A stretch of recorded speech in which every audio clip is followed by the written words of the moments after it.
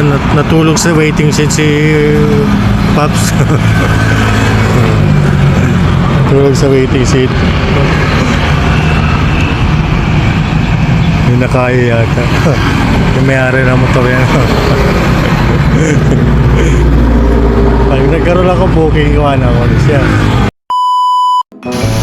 Habang binabagtas ko ang kabaan ng Tricas Extension sa Digital, nakita ko si motor na kaparada.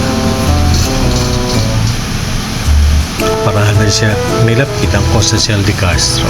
Nakahiga. Nakita ko. Iniwan lang yung motor at pumunta sa waiting shed. Doon humiga. Paano na yan kapag umalis ako, ano lang babantay. Anyway, may dumadaan ng mga motor, sinabihan ko, baka kung nagtatambay dito na lang muna para matambay ang matayan ng motor. Natulog sa waiting shed si Pops. Natulog sa waiting seat. Yung nakaya yata. Yung may-ari ng motor yan. Pag nagkaroon ako booking, iwan ako siya. Sinabihan ko yung nagtitinda doon sa malapit sa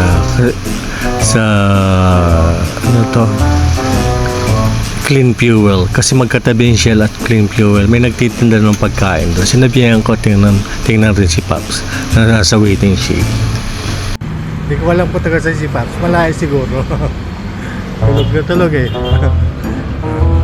Pag wala akong dumating na booking, dito muna ako.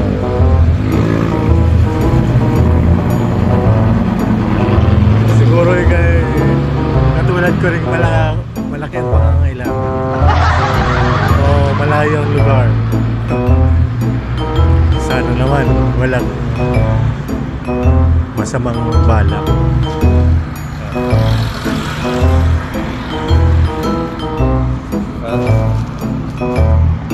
Wala pa ito ating patayin ko na muna. Itan pa naman. Oras na ay 1. May booking na ako. Iwanan ko na si Pops. Bahala ka na, Pops. Iwanan kita.